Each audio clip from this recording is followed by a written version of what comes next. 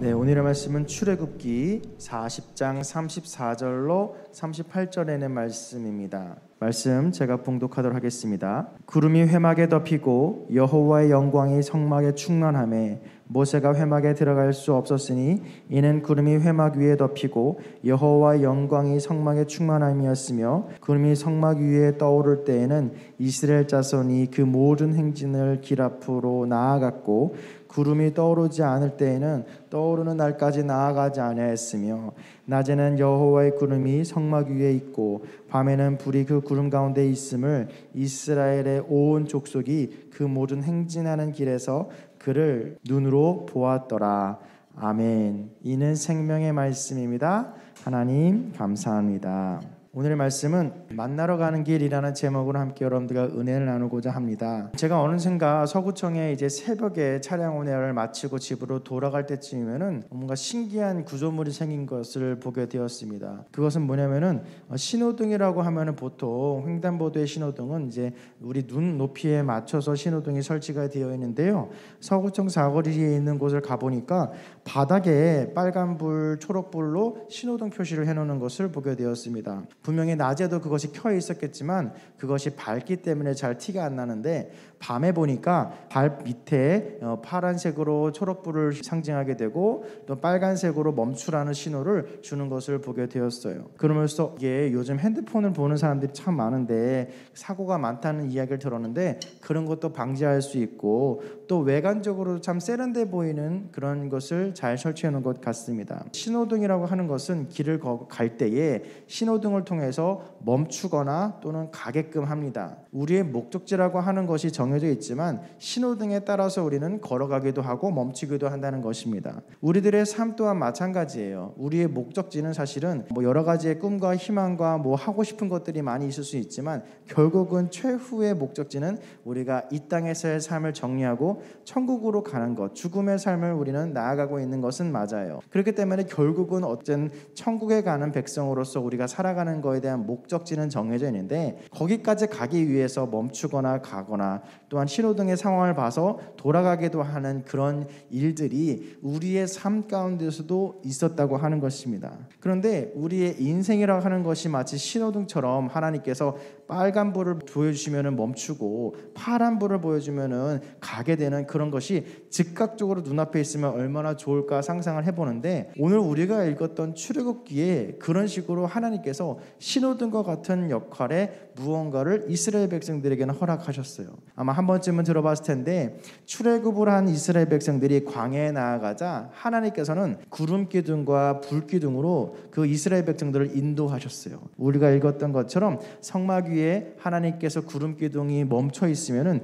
이스라엘 백성들은 아무리 더 가고 싶어도 움직일 수가 없었고 더 있고 싶었던 그곳에 머물라 하더라도 하나님께서 구름 기둥을 움직이시면은 그것을 이동할 수밖에 없는 것이 이스라엘 백성들의 삶이었습니다. 그래서 밤에는 그것이 구름이 보이지 않으니 불기둥으로서 하나님의 임재를 이스라엘 백성들에게 보여주었던 것이 오늘 우리가 읽었던 말씀입니다. 그러면서 저는 정말로 꿈을 꿉니다. 무엇이냐면 우리가 하나님을 만나러 결국은 세상을 살아가고 있는 것이고 하나님을 만나러 가는 것이 우리들의 목적이고 그것이 선한 길이라고 하는데 하나님이라고 하는 존재는 눈앞에 보이지가 않기 때문에 내가 잘 가고 있는지도 모르겠고 내가 어디로 가야 되는지도 모르겠고 멈춰야 되는지 가야 되는지도 헷갈릴 때가 많이 있다고 하는 것입니다. 그렇기 때문에 때로는 하나님 이스라엘 백성들처럼 때로는 눈앞에 확실하게 불기둥, 구름기둥으로 확실하게 보여주면은 저기는 가도 될 곳, 가지 말아야 될 곳이 분명할 것 같은데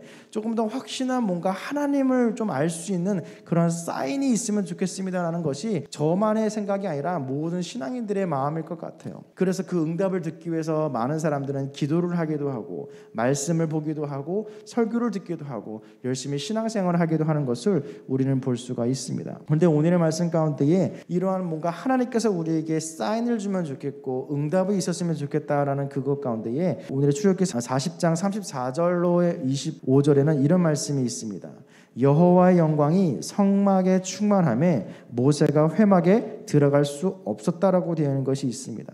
차라리 사람들은 하나님께서 불기둥을 보여주시지 않을 것 같으면은 하나님께서 직접 일로 갈라 절로 갈라 손가락질 해주면 좋을 것 같고 하나님을 만나면 그냥 좋을 것 같은데 오늘의 말씀에 뭐라고 되어 있냐면 하나님의 영광이 성막에 충만하자 모세는 회막에 들어갈 수가 없었다고 하고 있습니다. 하나님이 그 성막 가운데에 거하면은 더 뛰어 들어갈 수 있고 더 하나님을 만나러 가야 되는 그 상황 가운데에 뭐라고 되냐면 여호와의 영광이 성막에 충만하자 오히려 회막이라고 하는 곳, 지금으로 따지면 뭐 교회라고도 볼 수 있죠. 상징적인 그런 하나님의 임재가 하고 있는 그 회막에 들어갈 수가 없었다고 나와 있는 것이에요. 정말로 이해가 안 되죠.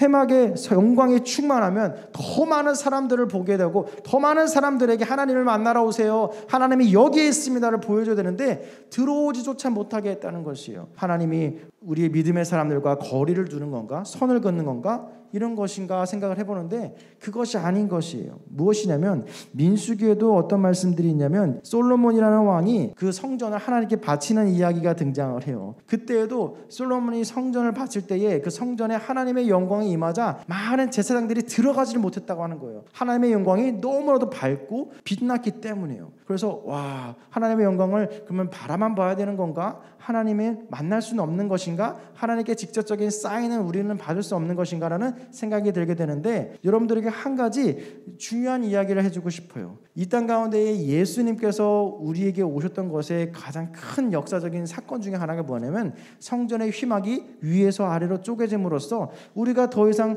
이제 하나님을 직접 만나지 못하는 상황이 아니라 하나님을 만날 수 있는 상황이 우리에게 허락이 되었다는 것이에요. 그러면 하나님의 영광을 보기 위해서 회막에 들어갈 수도 있는 상황인데 어디 가면 볼 수 있을까라는 생각을 하는데 여전히 하나님은 선이시기 때문에 그 영광을 직접 우리는 볼 수가 없어요.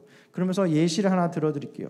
여러분들 핸드폰에 보시면은 뭐가 있냐면은 후레쉬가 있어요. 뭔가 어두움 속에서 잠을 자다가 뭔가 물건을 찾으려고 핸드폰을 딱 들어서 뭔가 잘못하는데 후레쉬가 딱 켜져요. 이렇게 후레쉬에 불빛이 켜지면 어때요? 눈이 부셔라고 하게 되죠. 그래서 하면 눈뽕이라고 하고 뭐 이렇게 당하기도 하는데 눈이 하여튼 잘 안 보이는 상황에 오게 돼요. 갑자기 눈을 부시면 어떻게 되냐면은 내가 이것을 빛을 눈으로 봤을 때는 너무나도 밝은데 내가 찾고자 하는 물건을 향해서 빛을 같이 하게 되면 어떻게 되냐면은 그게 보이게 되는 것이에요.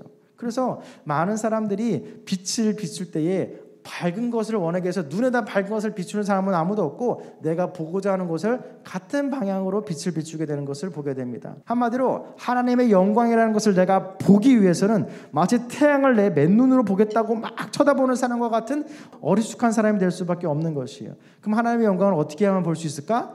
마치 광부들이 랜턴을 어디에 랜턴을 붙일까요? 보통 일하는 사람들이 이마에다가 붙입니다. 그래서 랜턴을 눈에다 쏘는 것이 아니라 이마에 랜턴을 붙여서 이렇게 같이 시선을 함께하는 것을 볼 수가 있어요. 마찬가지로 우리가 하나님의 영광을 보고 하나님의 사인을 듣기 위해서 하나님을 만나기 위해서 하나님을 쳐다보고자 하는 것, 바라보고자 하는 것은 태양을 바라보는 무식한 것 같은 것이고 어떻게 되느냐? 하나님과 같은 방향을 바라봄으로써 또한 하나님을 우리의 마음 가운데에 모심으로써 우리는 하나님의 방향성을 알 수가 있고 하나님께서 우리를 어디로 가라고 인도하신지를 알 수가 있다는 것입니다. 그렇기 때문에 우리의 삶 가운데 신호등이라고 하는 것은 하나님이라는 것은 우리가 멀리서 지켜보고 바라봐야 될 것이 아니라 하나님은 내 마음속에서 나와 함께 세상을 바라보고 함께 걸어갈 수 있는 것이 하나님과 나의 방향성이자 하나님을 만나는 진정한 길이라고 하는 것입니다. 그렇기 때문에 우리는 하나님과 맞서지 않고 하나님과 함께 바라봄으로써 세상을 살아가야 된다는 것이 오늘 출애굽기를 통해서 우리에게 주시는 은혜의 말씀입니다.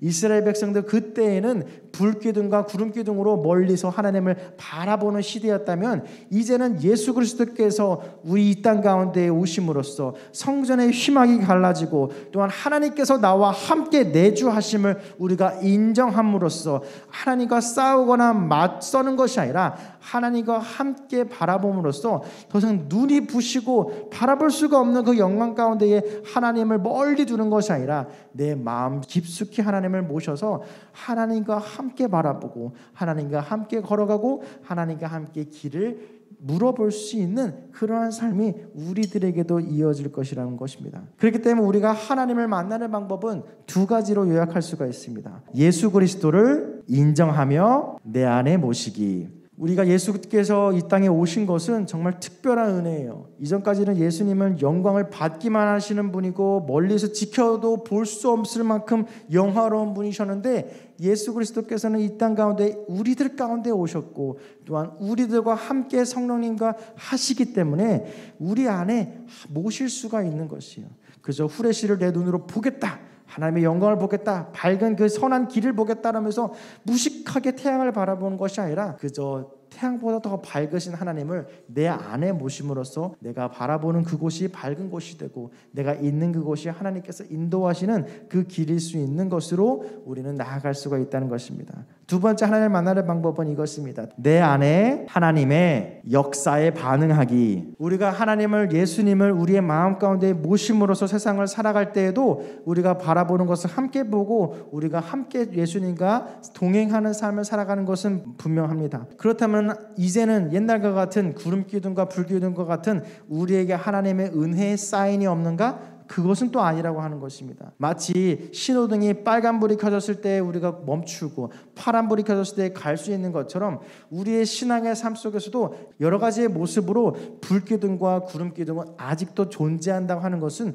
우리가 꼭 기억해야 될 것입니다. 하나님을 만날 수 있는 것은 무엇일까? 하나님께서 때로는 우리의 삶을 막으실 때가 있어요. 정말 내가 인간적으로 생각했을 때는 꼭 해야 되고 꼭 뭔가를 더 나아가고 싶은데 뭔가 하나님께서, 이거는 인간의 마음이 아니라 하나님께서 조금만 기다려라 하는 때가 있을 수 있다는 거예요. 그때는 여러분들이 과감히 포기하시길 바라요. 아, 저것만 딱 잡으면 내 거가 될 것 같은데 뭔가 마음 가운데에 부담이 있어. 이거는 내 마음이 아니라 뭔가 하나님의 마음 같아. 그때는 포기하시길 바라요. 때로는 내 눈앞에 저거는 내가 할 것이 아니야. 내가 감당할 수가 없어. 내가 너무 힘들어. 내가 이겨낼 수가 없을 것 같아. 그런데 하나님께서 여러 가지 주변의 환경과 사인으로 그것을 꼭 지키라고 말씀하실 때는 내가 하고 싶지 않아도 그것을 붙잡을 수 있는 우리들이 되었으면 좋겠어요. 그럴 때 오늘의 말씀을 정리합니다. 우리가 하나님께 올바른 길을 묻고 하나님을 만나고 싶은 마음은 모두가 똑같은 마음이겠지만 그것을 하기 위해서는 오늘의 두 가지의 이 이야기를 기억하시기 바라요. 다른 하나님을 찾는 것에 마음을 두는 것이 아니라 하나님을 내 안에 모심으로써 내가 바라보는 그곳이 하나님과 같은 곳을 바라보게 하는 것. 두 번째는 하나님께서 지금도 우리에게 출애굽기에 이스라엘에게 보여주셨던 불기둥과 구름기둥과 같은 우리의 주변의 환경을 통해서 우리에게 말씀하시는 그 사인을 통해서 우리의 생각과 판단이 아닌 하나님의 생각과 판단으로 세상을 살아갈 수 있는 우리들이 되었으면 좋겠습니다. 사랑하는 연희가족 여러분들, 이번 한 주를 살아가는 우리들에게도 언제나 주님께서 우리에게 사인을 보내주실 것이에요. 우리들이 홀로 무릎을 꿇고 기도하는 그 순간에도 아무도 이해하지 못하고 아무도 이해하려고 하지 않은 외로운 그 밤, 외로운 그 어두움 속에서 하나님께서는 우리를 고아와 같이 내버려두지 아니하시고 불기둥과 구름기둥으로 이스라엘을 이끌었던 것처럼 우리들의 인생도 지금도 이끌고 계시다고 하는 그 하나님을 우리는 꼭 기억해서 힘들고 어려워도 그럼에도 불구하고 나아가고 또한 행복하고 더 욕심이 나도 그럼에도 불구하고 내려놓을 수 있는 우리들의 삶이 이번 한 주의 믿음의 삶이 되시길 간절히 소망드립니다. 제가 기도하도록 하겠습니다.